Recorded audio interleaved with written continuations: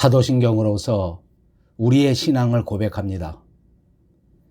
전능하사 천지를 만드신 하나님 아버지를 내가 믿사오며 그 외아들 우리 주 예수 그리스도를 믿사오니 이는 성령으로 잉태하사 동정녀 마리아에게 나시고 본디오 빌라도에게 고난을 받으사 십자가에 못 박혀 죽으시고 장사한 지 사흘 만에 죽은 자 가운데서 다시 살아나시며 하늘에 오르사 전능하신 하나님 우편에 앉아 계시다가 저리로서 산자와 죽은 자를 심판하러 오시리라. 성령을 믿사오며 거룩한 공회와 성도가 서로 교통하는 것과 죄를 사하여 주시는 것과 몸이 다시 사는 것과 영원히 사는 것을 믿사옵나이다. 아멘.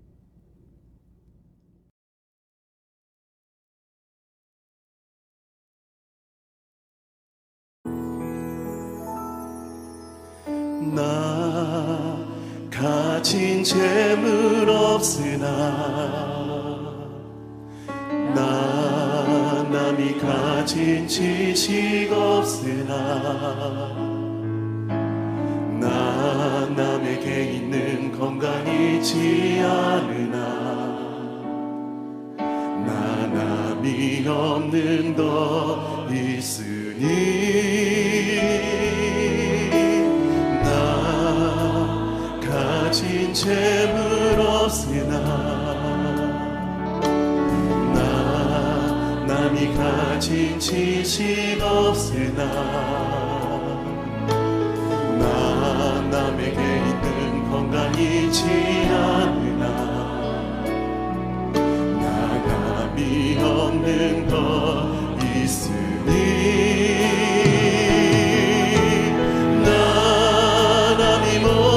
것을 보았고 나 남이 듣지 못하는 성 들었고 나 남이 받지 못한 사랑 받았고 나 남이 모르는 것 깨달았네.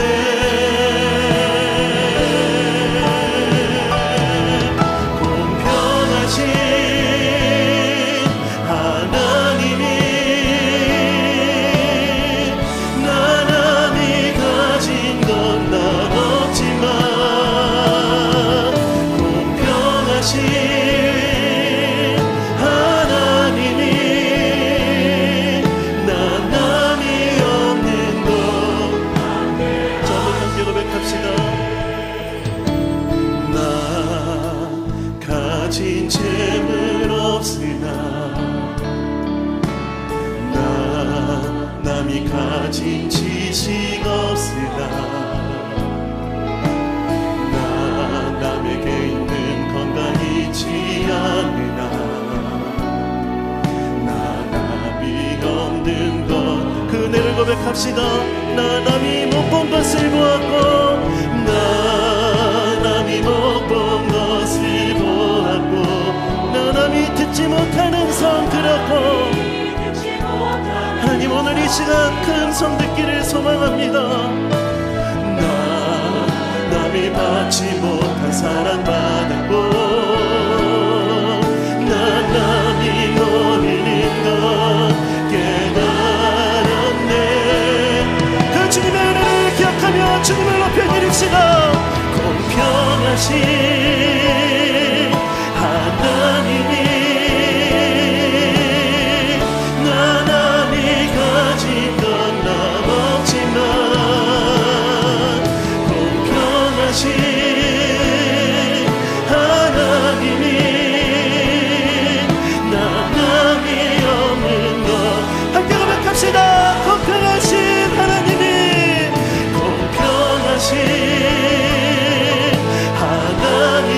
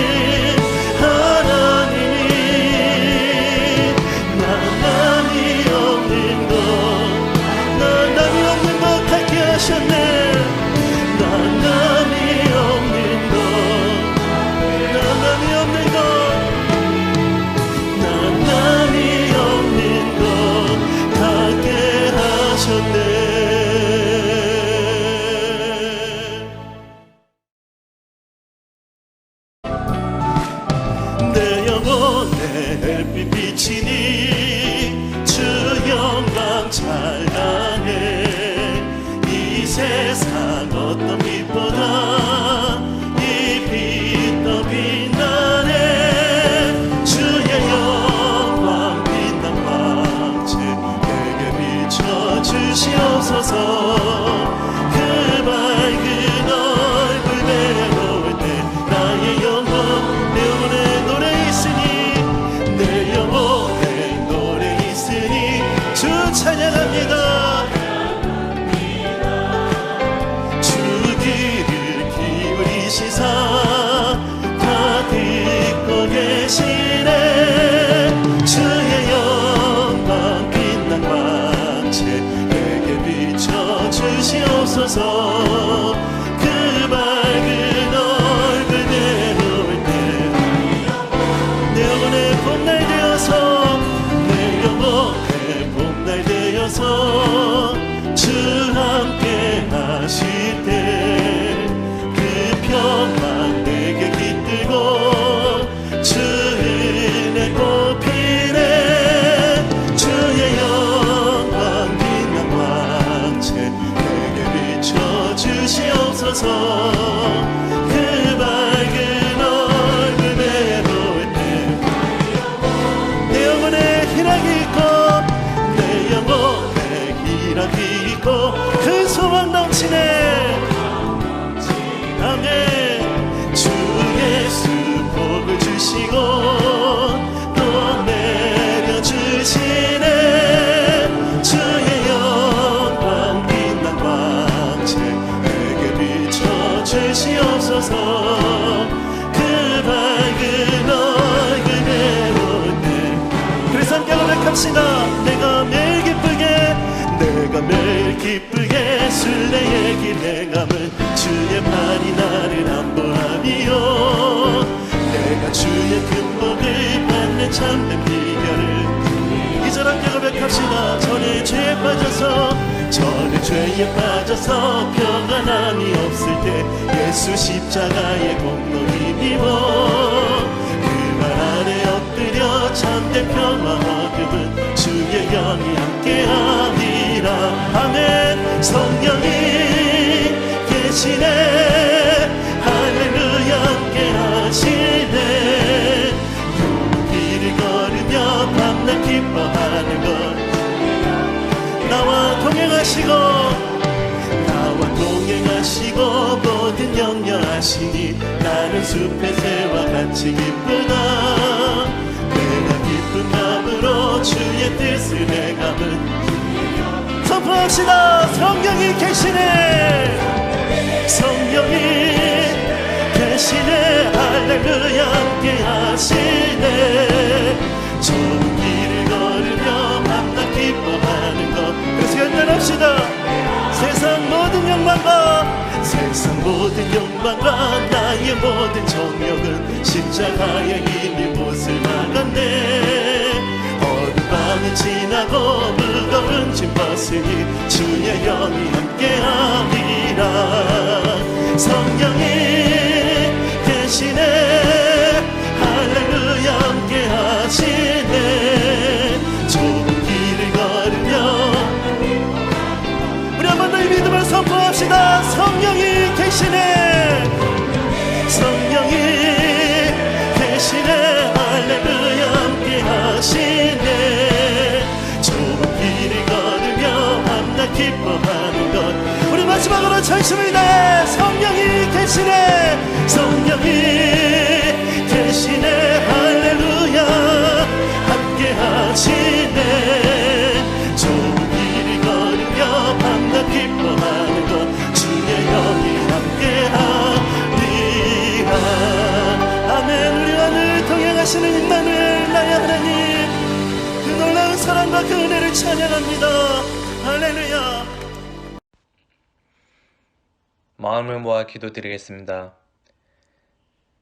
전지전능하신 하나님 아버지, 지난 한 주간도 우리를 지켜주셔서 은혜와 사랑 안에 거하게 하시고 오늘 복된 주일날 하나님 아버지께 경배와 찬양을 드리게 하시니 감사를 드립니다. 그러나 하나님 아버지, 세상 가운데서 하나님이 기뻐하시는 대로 살아가지 못할 때가 많았으며 고백합니다. 항상 기뻐하라고 하셨지만 기뻐하지 아니하였고, 구원의 은혜와 범사에 감사하지 아니하였고, 마귀의 시험에 넘어지지 않도록 늘 깨어있어 기도하라고 하셨지만 세상에 쫓아가기 바빠서 늘 깨어있어 기도하지 못하였음을 회개합니다. 하나님 아버지, 지금 우리가 거룩한 성전에 모여서 하나님께 예배를 드려야 하지만 여전히 코로나 바이러스로 인해 온라인으로 각 가정에서 예배를 드리고 있습니다. 불가능이 없으시 하나님 아버지, 이 땅에 코로나가 종식되게 하여 주셔서 우리가 함께 모여 예배하는 날이 속히 오게 하여 주시옵소서. 여러 혼란스러운 상황 속에서 어려움을 겪고 있는 교회와 성도들마다 더 좋은 것을 주시는 하나님을 기대하고 인내하며 믿음의 성숙을 얻는 은혜를 베풀어 주시옵소서.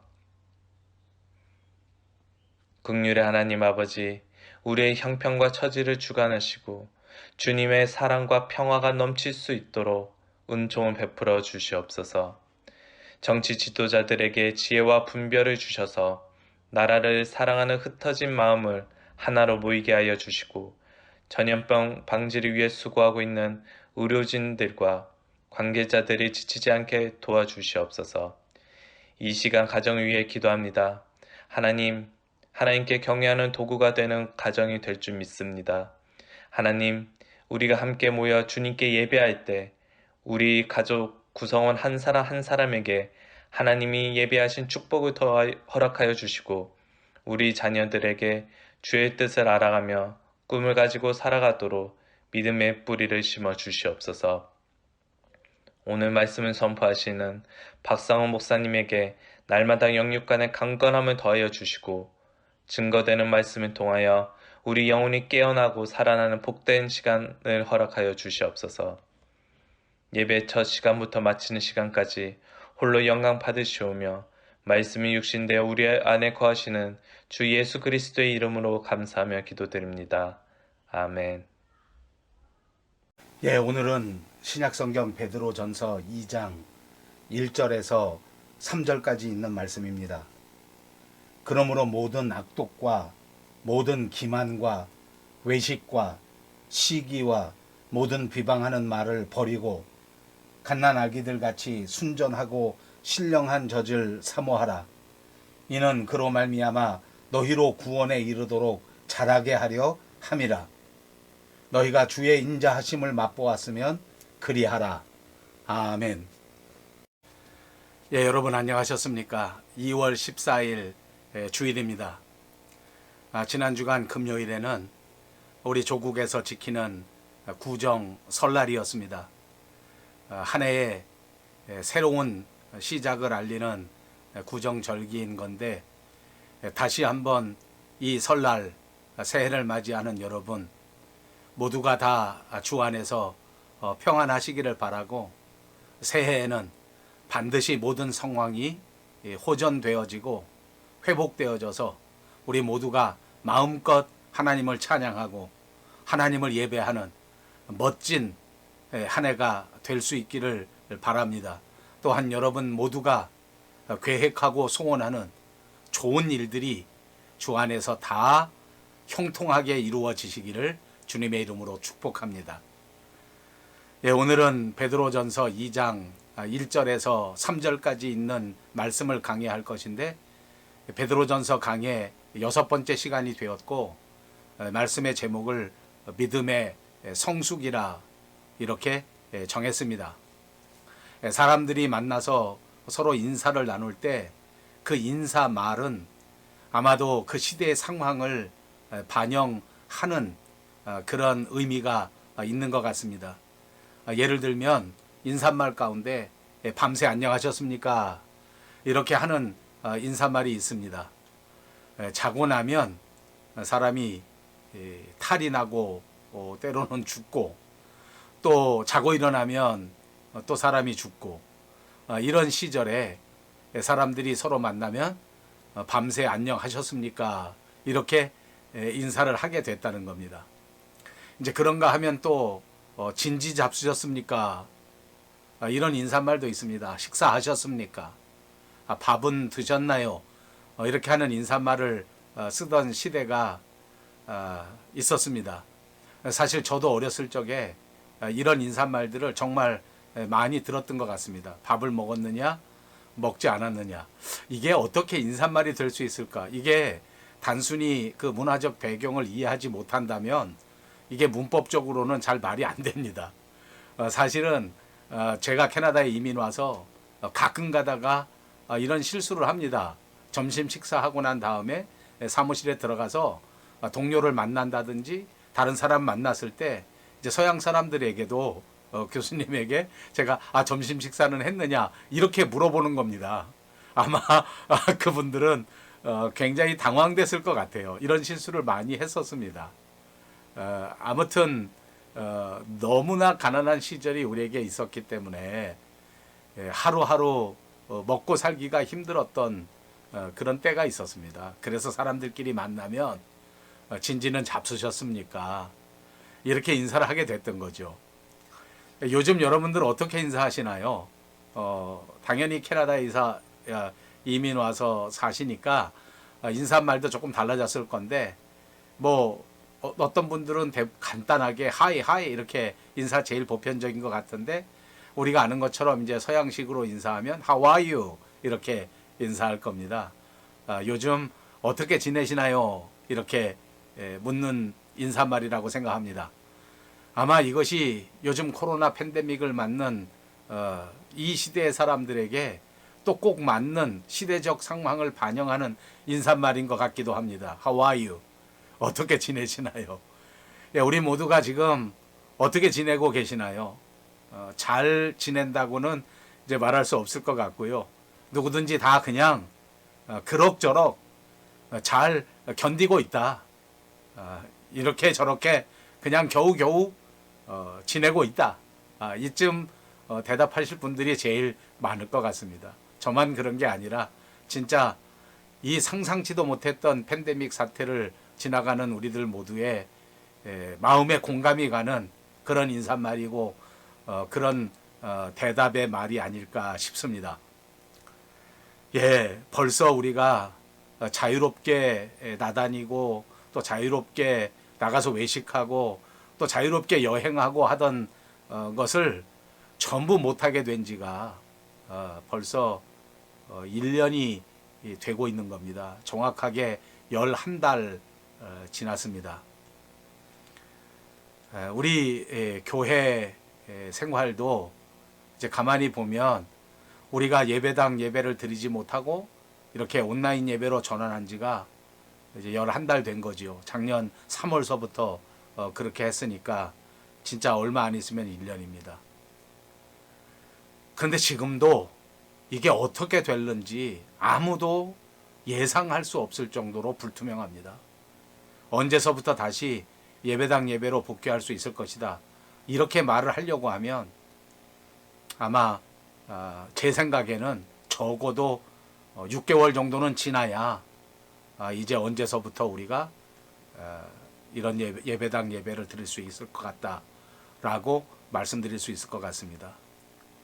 사실 예배당 예배가 시작된다고 하더라도 문제는 여전합니다. 만약 이제 우리가 기대하고 있는 이 백신이 집단 면역을 잘 일으켜주면 좋은데 또 그 사이에 변이 바이러스가 생기게 되고 또 백신의 효과가 만약 이렇게 집단 면역을 이루어내지 못한다고 하면 그러면 아마 예배당 예배가 재개된다고 할지라도 예전만큼 그렇게 거리낌 없이 모여 앉아서 서로 허깅하고 서로 악수하고 서로 식사를 나누고 하는 그런 상황은 쉽지가 않을 것 같습니다. 정말 불투명한 시대고 정말 고난의 시기입니다. 이런 시기 속에서 과연 우리가 어떻게 신앙생활을 해야 할까? 우리는 지금 베드로전서를 강의하고 있는데 이 베드로전서 강의를 통해서 우리는 이 질문에 대한 해답을 찾아갈 수 있게 되기를 간절히 소망합니다. 이 베드로전서가 쓰여질 당시에는 기독교인들이 엄청난 고난 속에서 신앙생활을 했던 시대였습니다. 이곳저곳에 흩어져서 정처 없이 나그네의 삶을 살았던 시대였다는 말입니다. 지금 우리들처럼 이 코로나 바이러스 같은 상황에 서로 만나지도 못하고 외롭고 고립되고 그리고 어려운 시대를 살았던 사람들인데, 그런 상황 속에서 어떻게 믿음을 지켜가고 어떻게 신앙의 삶을 살았던가 하는 것을 오늘 우리가 살펴볼 수 있기 때문에, 그 살펴보는 순간순간 우리들도 이 코로나 팬데믹 상황을 극복할 수 있는 지혜와 용기와 능력을 받을 수 있는 말씀의 능력이 임하시기를 간절히 바라는 것입니다. 사랑하는 여러분, 오늘도 이 믿음의 성숙이라고 하는 설교를 통해서 여러분들이 이 시대를 살아갈 수 있는 신앙의 진정한 해답을, 응답을 얻으실 수 있게 되기를 주님의 이름으로 축복합니다. 1절 말씀입니다. 그러므로 모든 악독과 모든 기만과 외식과 시기와 모든 비방하는 말을 버리고, 그랬습니다. 여기 그러므로 이렇게 시작하는데, 이 말 자체가 앞에 1장에 있었던 말과 연관이 되고 있다고 하는 것을 의미합니다. 1장에서는 우리가 거듭난 것이 영원하고 살아있는 하나님의 말씀으로 거듭나게 되었다는 것을 말씀했습니다. 이렇게 우리가 거듭나게 되었기 때문에, 그리고 그것이 세상에 썩어질 것에 의하여 된 것이 아니라 영원한 하나님의 말씀으로 된 것이기 때문에, 이제 우리가 구원을 받은 이후에는 우리가 영적으로 무럭무럭 자라나게 되고, 이것이 또 아주 많이 잘 성장해야 될 터인데, 이렇게 영적으로 자라나게 되는 것도 바로 하나님의 말씀을 통하여 이루어질 수 있다 하는 것을 말씀하고 있는 겁니다. 그래서 오늘 본문에서는 우리가 구원을 받은 후에 어떻게 성장해 갈 것인가 하는 것을 가르쳐 주시는 겁니다. 자, 우리가 영적으로 성장하기 위해서는 이 본문 1절 말씀에 보니까 우선 버려야 할 것들을 버려야 한다 하는 것을 가르쳐 줍니다. 그리고 특별히 1절에서 버려야 할 것들을 5가지로 구분해서 말씀하면서 이 5가지를 반드시 버려야 성장할 수가 있다고 가르쳐 줍니다. 그 첫 번째는 악독입니다. 멜리스라고 하는데, 남을 해치기 위해서 마음속에 품어 들고 있는 독한 마음을 가르치는 단어입니다. 악독. 독한 마음을 품게 되면 이제 독한 말이 나오게 되는 것이 자연스러운 이치입니다. 여러분 마음에 독한 마음을 품게 되면 얼굴 빛깔도 달라지고 눈빛도 진짜 독해지고 행동 자체가 진짜 완전히 포악해집니다. 우리가 살다 보면 이제 원치 않게 실수로, 내가 의도하지는 않았지만 내가 말을 실수하거나 또는 행동을 조금 잘못함으로써 상대방들이나 이웃들에게 깊은 상처를 줄 수가 있습니다. 우리가 이런 일을 당했을 때에도 재빨리 반드시 민첩하게 사과를 해야 됩니다. 이제 그런데 실수로 하는 것도 아니고 아예 처음서부터 내 마음속에서 상대방에게 나쁘게 하려고, 상대방을 해치고자 하는 목적을 가지고 고의로 그렇게 악한 말을 하고 그렇게 악한 행동을 한다고 하는 것은 진짜 우리가 철저하게 버려야 할 일인 줄로 믿습니다. 두 번째 버려야 할 것은 기만입니다. 영어 단어로는 이것을 deceit라고 하는데, 자기의 뜻을 이루기 위해서 이제 교묘하게 상대를 속이는 것, 그것을 기만이라고 하는 것입니다. 사실은 싹 숨겨놓고 내 이득만을 위해서 이제 속임수를 말하는 것이죠. 다른 사람을 망하게 하려고 악한 일을 하는 겁니다. 그래서 속이는 것을 가리켜 기만이다. 또는 괴휼이라는 단어도 쓰기도 합니다. 세 번째 버려야 할 것은 외식입니다. 이것은 히포크라시라고 하는 단어인데, 이제 더럽고 아주 추한 그 본래의 모습을 이렇게 살짝 감추어 두기 위해서 겉에다가 이렇게 이것저것을 꾸며 놓는 거, 그걸 외식이라고 하는 겁니다. 속에는 온갖 이제 더러운 것들이 가득 차 있는데 겉에서는 그것이 드러나지 않게 깨끗한 척, 그리고 거룩한 척 이제 포장을 하는 거, 그걸 가리켜서 이제 외식이라고 하는 것입니다. 네 번째 우리가 버려야 할 것은 시기입니다. 영어로는 이것을 envy라고 하는데, 아마 질투라는 말, jealousy라는 말도 같은 뜻이라고 생각합니다. 다른 사람 잘 되는 것을 이제 견디지를 못하는 거죠. 우리 조국 한국에는 사촌이 땅을 사면 이제 배가 아프다, 그런 말도 있습니다만, 어쨌든 남 잘 되는 것을 견디지 못하는 그런 마음, 그런 행동, 그것이 시기고 그것이 질투입니다. 다섯 번째 버려야 할 것은 비방입니다. 영어 단어로는 이것을 slander라고 하는데, 다른 영어 성경에서는 unkind speech 또는 evil speaking 이라고 쓰여진 곳도 있습니다. 다른 사람을 비판하고 다른 사람에 대하여 악담을 하는 것, 그리고 거짓된 사실을 퍼뜨려서 다른 사람이 공경에 빠지게 만드는 것, 그걸 가리켜서 이제 비방이라고 합니다. 그리고 여러분, 여기서 이제 비방이라고 하는 말과 이제 단순한 비판이라는 말하고는 이제 조금 구별해서 사용할 필요가 있습니다. 우리가 세상 살면서 잘못된 것을 보게 되면 거기에는 얼마든지 우리가 건전한 비판을 할 수가 있는 겁니다. 그런데 비방이라고 하는 것은 그런 건전한 비판의 차원을 넘어서서 더 잘되게 하려고 하는 것이 아니라 오히려 아예 상대방을 해치고자 하는 그런 나쁜 의도를 가지고 그 사람의 인격을 깎아내리고, 그리고 그 사람의 삶의 모습을 험담하는 거, 그걸 가리켜서 비방이라고 말합니다. 이런 모든 것들을 버려야 한다고 가르쳐 주고 있습니다. 사실 이런 모든 악한 것들은 우리가 예수 믿기 전에 가지고 있었던 우리의 습성인지도 모릅니다. 하나님이 누구신지 몰랐을 때, 사랑이 무엇인지도 몰랐을 때 우리가 가지고 있었던 거란 말입니다.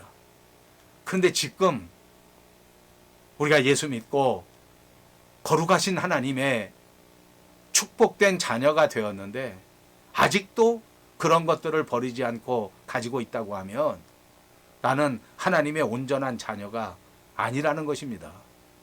그러니까 버려야 한다고 말씀하고 있습니다. 버리라는 것은 멀리 던져버리라는 말입니다. 완전히 없어지도록 제거하라는 말인 줄로 믿습니다. 이제 다시는 찾아볼 수 없도록 멀리 던져버리고 다시는 만날 수 없도록 완전하게 제거해 버리라는 말입니다. 여기 5가지 열거한 모든 일들은 하나님의 자녀가 되기 전에 우리가 마음속에 품고 다녔던 악한 흉기입니다. 이제는 더 이상 그런 흉기를 우리 마음에 담고 다니면 안 되고 우리 손에 쥐고 살면 안 되는 것입니다. 지금 당장 빨리 내다 버리십시다. 여러분, 이거 모두 다 어디다 버려야 할까요? 예수님의 십자가에 못 박아 버려야 합니다. 예수님의 십자가에다가 못 박아 버린다면 다시는 되돌아오지 못할 것입니다. 갈라디아서 5장 24절에도 그리스도 예수의 사람들은 육체와 함께 그 정욕과 욕심을 십자가에 못 박았느니라, 이렇게 말했습니다. 나쁜 습관, 고집, 고치기 힘든 나쁜 버릇, 이거 모두 다 십자가에 완전히 못 박아 버리시기를 주님의 이름으로 축복합니다. 2절입니다. 갓난 아기들 같이 순전하고 신령한 젖을 사모하라. 이는 그로 말미암아 너희로 구원에 이르도록 자라게 하려 함이라 하셨습니다. 방금 강해한 1절에서는 버리라고 하셨는데 이제 2절에서는 그 다음 단계에 사모해야 한다고 말씀하고 있습니다. 이렇게 우리가 버려야 할 것은 던져버리고 이제 그 다음 단계에 해야 할 것은 사모하는 것인데, 이제 여기까지 버리는 것과 사모하는 것은 어찌 보면 저와 여러분이 감당해야 할 우리의 숙제, 우리의 사명이다, 이렇게 말씀드릴 수가 있습니다. 이건 우리가 해야 될 일입니다. 그리고 이렇게 우리가 해야 할 일을 충실하게 감당한다고 하면 이제 하나님께서 우리와 함께 하심으로써 우리를 자라나게 하신다는, 그것이 2절의 말씀입니다. 이 사실을 분명하게 깨달으시고 분명하게 붙드시고 분명하게 믿으시기를 바랍니다. 우리의 믿음이 자라나고 영혼이 성숙하게 된다, 그 말입니다. 버리고 사모하게 되면, 순전하고 신령한 젖을 사모하게 되면 자라난다. 이것이 정말 중요한 말씀의 진리입니다. 순전하고 신령한 젖을 사모하면 자라난다. 여러분, 입으로 한번 해보십시오. 순전하고 신령한 젖을 사모하면 자라난다. 그렇습니다. 이 말씀을 꼭 간직하시기를 바랍니다. 여러분, 그런데 먹을 것을 먹을 때도 조심하셔야 될 게 있습니다. 아무거나 먹는 게 아닙니다. 먹어야 될 것과 먹어서는 안 될 것이 분명히 존재하지 않습니까? 그걸 잘 구분하는 것도 삶의 지혜요, 우리에게 꼭 필요한 일입니다. 반드시 해야 될 일입니다. 갓난 아기가 우유를 먹는데 상한 우유를 먹으면 되겠습니까? 부패한 이유식을 먹는다면 진짜 큰일 나는 것 아닙니까? 우리 그리스도인들이 말씀을 먹는데 정말 순전하고 신령한 말씀을 먹어야 우리가 잘 무럭무럭 성장할 수가 있는 것입니다. 잘못된 말씀, 진리가 아닌 것을 받아 먹는다고 하면 이게 진짜 큰일 나는 일입니다. 여러분, 저와 여러분이 살고 있는 오늘의 현대 사회는 정말 말씀이 홍수인 시대입니다. 정말 겉으로 봐서는 알 수가 없을 정도로 어떤 게 신령한 말씀인지 어떤 게 오염된 말씀인지 진짜 구분하기가 쉽지 않습니다. 정신 똑바로 차리고 구분해야 됩니다. 여기저기 뭐 라디오, 텔레비전, 요즘 뭐 한참 막 곽광을 받는 유튜브, 진짜 많은 설교집, 많은 찬양 영상, 얼마든지 여러 가지 이런 것들이 그야말로 홍수 시대에 살고 있습니다. 저도 때로는 설교에 참조하기 위해서, 때로는 찬양을 좀 듣기 위해서 이런 영상들을 서칭을 해봅니다. 그러니까 특별한 주제를 가지고 설명한 강해라든지 또는 신학의 해설 같은 것들도 종종 보게 되는데, 진짜 너무 깜짝 놀랄 것은 이게 잘못된 이단 단체들이 만든 영상이 얼마나 많은지 모릅니다. 설교 말씀도 가만히 듣다 보면 어딘가 오염되어진 진짜 진리가 아닌 이런 강해를 펼치고 이런 신학을 펼치는 사람들이 얼마나 많은지, 그런 영상이 얼마나 많은지 정말 가슴이 막 섬찟섬찟할 때가 얼마나 많은지 모릅니다. 사랑하는 여러분, 그래서 제가 영상을 찾으면서 이렇게 여기저기 찾아다니면서 정말 하나님 앞에 간절히 기도하게 되더라고요. 우리 성도님들이 이거 잘못 보면 큰일 나는데, 야, 이게 뭐 완전히 교회의 그냥 보통 교회의 목사님들의 설교인 것처럼 그렇게 영상이 되어 있는데 그 내용은 전혀 성경적이지도 않고 신학적이지도 않은 것들이 이렇게 많을 수가 있나.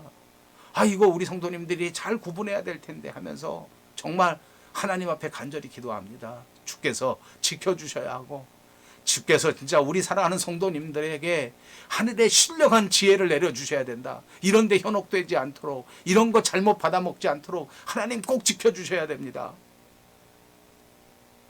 여러분, 정말 순수하고 깨끗한 말씀을 먹어야 내 믿음이 순수하게 무럭무럭 자라나게 되는 겁니다. 어떻게 해야 건전한 신앙생활을 하는 건가? 어떻게 해야 든든한 신앙생활을 하는 건가?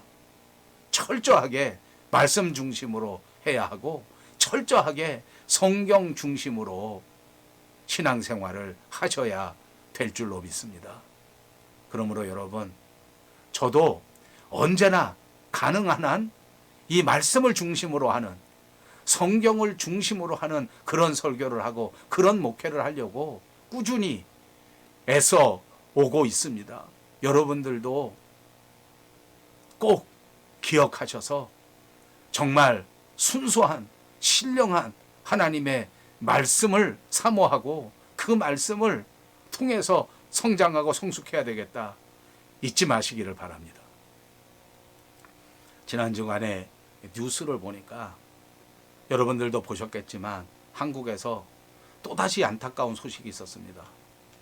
그 사이비 종교단체 중에 무슨 영생교 같은 게 있는데, 또 여기서 이 코로나 바이러스 집단 감염이 일어났다는 겁니다. 제가 본 보도에는 한꺼번에 100여 명이 감염이 됐는데, 그 사람들 말고도 의심 나는 사람들이 약 400~500명이 더 있는 것 같은데, 이 사람들이 협조를 하지 않으니까 연락도 되지 않고 그렇게 해서 큰 골칫덩어리다, 이렇게 기사가 나는 걸 봤습니다. 사실 이 영생교 승리재단은 그 앞에 하나님의 영생교라는 이름을 붙였기 때문에 혹시 사람들이 볼 때 이것도 무슨 기독교 단체인가, 이렇게 착각하는 사람들이 많이 있지만 전혀 우리 기독교회가 아닙니다. 그런데도 불구하고 이 사람들이 또 문제를 일으키니까 사람들은 우리 기독교회가 연관된 거라고 손가락질을 하는 형편입니다. 신천지라는 데서부터 시작될 때에도 그런 비슷한 피해를 우리가 보았습니다만, 그 다음에 무슨 인터코비니 또 무슨 단체니 하는 것들이 정말 자꾸만 나타나는데, 이게 왜 이러는 건지는 제가 잘 모르겠습니다만, 이런 잘못된 이단 사입이, 이런 교묘한 이런 단체들이 뿌리는 이런 말씀에 현혹되거나 이런 교리에 빠지면 절대 안 되겠다 하는 경각심을 꼭 가져야 되겠습니다. 정말 이상해요. 이 사람들이 왜 기독교도 아닌데 거기다가 하나님을 갖다 붙이고 거기다 무슨 교회 비슷한 걸 갖다 붙이는지 정말 답답합니다. 이 영생교라고 하는 것은 조희성이라는 자가 교주가 돼서 우리나라에서 만든 자생된 이단입니다. 이게 1981년에 생겼다는 건데 1990년대에 와서 그 교인 중에 한 사람이 탈퇴를 하게 되니까, 또 그 사람이 대학 교수였는데 이 사람을 납치에다가 막 감금했다가 이것이 이제 사법당국에 적발이 되는 바람에 이제 알려지게 되고 유명해지게 됐습니다. 근데 그걸로 끝난 게 아니라 그 다음에는 또 다른 신도들이 탈퇴하게 되니까 이 사람들을 아주 조직적으로 추적해서 다 살해해버리고 이 사람들을 암매장한 엄청난 사건이 또 발생합니다. 그래서 이제 그 교주가 되는 조희성이 이 모든 것을 지시한 것이다라는 혐의를 받고 감옥에 가게 되고, 1심에서는 그 모든 범죄가 인정돼서 사형 선고를 받았습니다. 근데 이 사람이 항고를 하고 난 다음에 자기는 빠져나가고 일부 열심 있는 신도들이 한 거고 난 모른다. 그러니까 나중에 범인을 도피한 요것만 혐의가 있는 거다, 이렇게 해서 2심에 가서는 형이 경감되고 2년 징역에 처하게 됩니다. 다시 3심 대법원에 올라가고 있는 중에 2004년도에 감옥에서 그만 죽었습니다. 자기가 영생교라는 걸 만들고 자기가 예수님을 무시하고 자기가 구세주라고 하고 자기는 영생한다고 이렇게 말했지만 감옥에서 그는 죽었습니다. 그런데도 불구하고 이런 이단 사이비들의 많은 사람들이 빠져들어간다는 건 너무 안타깝습니다. 그러므로 사랑하는 여러분, 오늘도 영적으로 정말 경성하시고 조심하시고 더더욱 순전하고 신령한 말씀을 사모하시고 반드시 영적으로 무럭무럭 자라나시기를 주님의 이름으로 축복합니다. 본문 3절입니다. 너희가 주의 인자하심을 맛보았으면 그리하라. 이 말씀은 주의 인자하심을 맛본 사람은 주의 말씀대로 산다. 바로 그런 말씀입니다. 다시 말하면 우리는 이미 신령한 젖을 사모해서 기쁨을 맛본 사람이기 때문에 이제는 우리가 날마다 더 신령한 젖을, 더 신령한 말씀을 사모하는 사람들이다. 이렇게 규정해 준 겁니다. 여러분 어떠십니까? 우리도 하나님께서 우리를 구원하실 때에, 새 생명 주실 때에 그 크신 사랑을 체험했기 때문에, 그것을 맛보았기 때문에 우리는 계속해서 하나님의 말씀을 사모하는 그런 신령한 영적 생활을 하고 있는 사람들인데, 정말 그런 정체성답게 말씀을 사모하면서 살고 있으신가 하고 제가 묻는 겁니다. 이 말씀은 구약성경 시편 34편 8절에서 인용된 말씀입니다. 다윗이 아비멜렉에게 잡혀갔을 때 거기서 지혜를 얻고 미친 척해서 겨우 생명을 구하고 빠져나왔던 적이 있습니다. 그렇게 바깥에 나와서 하나님의 도우심을 감사하면서 지은 노래입니다. 사울을 피해서 도망 다닐 때에 아비멜렉을 만나 잡혀 들어가 꼼짝없이 죽게 됐는데, 근데 정말 가까스로 거기서 미친 척을 하면서 죽음의 문턱에서 살아 돌아오게 된 거 아닙니까? 그러면서 노래하기를 너희는 하나님의 선하심을 맛보아 알지어다. 그에게 피하는 자는 복이 있도다. 그래서 베드로도 이 말씀을 인용해가지고 여기 가지고 와서 주의 인자하심을 맛보았다면 그렇게 하라라고 말씀하고 있는 겁니다. 우리도 모두들 다윗처럼 죽음의 문턱까지 갔다가 구원받은 사람들입니다. 주님이 아니었다면 여전히 우리는 모든 악독과 기만과 외식과 시기와 비방 가운데 살고 있었을 겁니다. 그렇게 모든 악독을 행하면서도 그게 무슨 악한 건 줄 모르고 당연한 건 줄 알면서 살고 있었을 거란 말입니다. 하나님을 알지도 못하고 때로는 하나님을 저주하면서 어둠 속에서 멸망 가운데 살고 있었을 겁니다. 그런데 우리가 아직 죄인이었을 때에 하나님께서는 예수 그리스도 독생자를 이 땅에 보내주셨고, 그 예수님은 십자가 위에서 우리들의 모든 죄를 대신하여 돌아가셨습니다. 이 엄청난 구원의 역사는 금이나 은같이 없어질 것으로 된 것이 아니었고, 흠없고 점없는 그리스도의 보혈로 이루어진 것입니다. 우리는 그 인자하심 때문에 이 세상에서 더 이상 망하지 않고, 더 이상 더럽지 않고, 더 이상 쇠하지 않는 하늘의 신령한 백성이 되고 하늘의 놀라운 소망을 지니며 살아가게 된 것입니다. 이제 진짜 우리는 하늘의 시민권을 가진 하나님의 자녀가 되었습니다. 하나님과 더불어 영광을 누리는 자, 이제 앞으로 주님 다시 만났을 때에 영광과 존귀를 얻을 수 있는 자가 된 것입니다. 이 얼마나 놀라운 은혜입니까? 이 놀라운 은혜를 맛보았다면 이제 말씀을 사모하면서 말씀과 동행하면서 살라는 말씀인 것입니다. 날마다 말씀과 더불어 거룩하신 하나님을 닮아갈 수 있도록 그렇게 말씀과 함께 살아가라는 말씀인 것입니다. 여러분, 우리가 만약 말씀을 사모하지 않는다면 그것은 바로 하나님을 사모하지 않는 겁니다. 그것은 그리스도의 그 놀라우신 구원을 제대로 깨닫지도 못한 증거입니다. 하나님은 사랑하신다면 말씀을 사모하시기를 바랍니다. 인자하신 주님 더 가까이 하시고 싶다면 하나님의 말씀을 뜨겁게 사모하시기를 바랍니다. 우리 걸어가신 하나님을 더 잘 알기를 원하신다면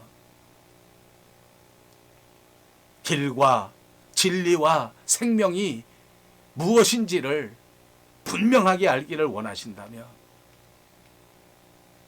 하나님의 말씀을 뜨겁게 사모하시기를 바랍니다. 이 말씀만이 우리를 그리스도의 장성한 분량에까지 자라나게 만들어 주실 줄로 믿습니다. 사랑하는 성도 여러분, 예수님이 우리의 길이요, 우리의 진리요, 우리의 생명이심을 믿으십니까?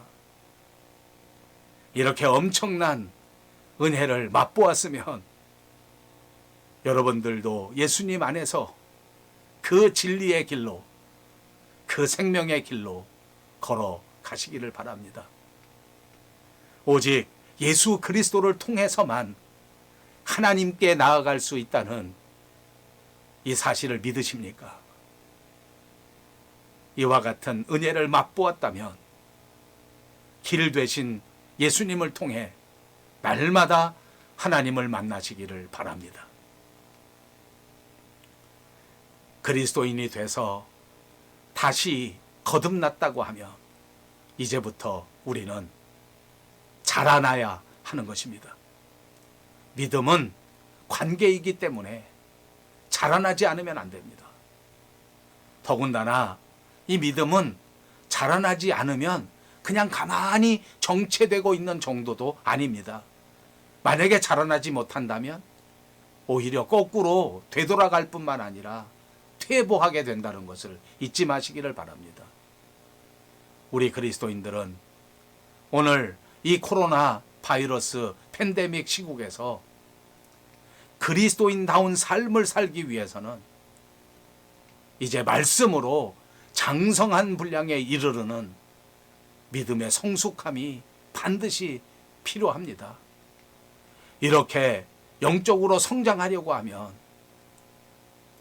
우리의 잘못된 생각, 악한 언행 다 완전히 던져버리고 순전하고 신령한 하나님의 말씀을 뜨겁게 사모해야 됩니다. 말씀이 없이는 영적 성장이라는 건 있을 수가 없고, 말씀이 없으면 이 팬데믹을 극복할 수 있는 승리도 없기 때문입니다.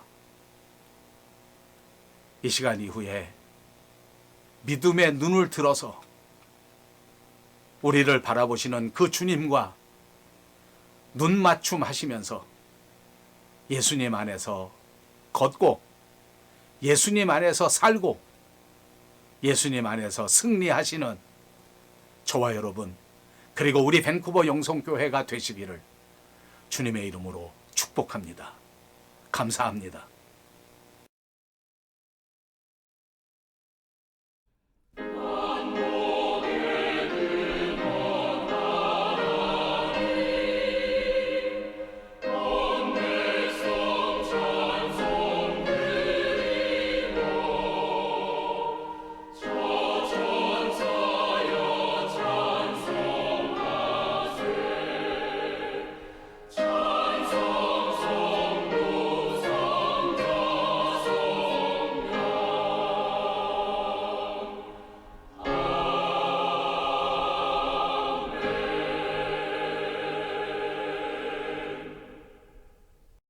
지금은 우리 주 예수 그리스도의 은혜와 하나님 아버지의 극진하신 사랑과 성령님의 감동, 감화, 그리고 충만케 하시는 역사가 오늘 우리의 모든 악독을 버리고 신령한 말씀을 사모하여 장성한 분량에까지 성장하기를 소원하는 귀한 권속들 머리머리 위에와 사랑하는 우리 밴쿠버 영성교회 위에 그리고 온 누리 위에 이제로부터 영원토록 함께 계실지어다.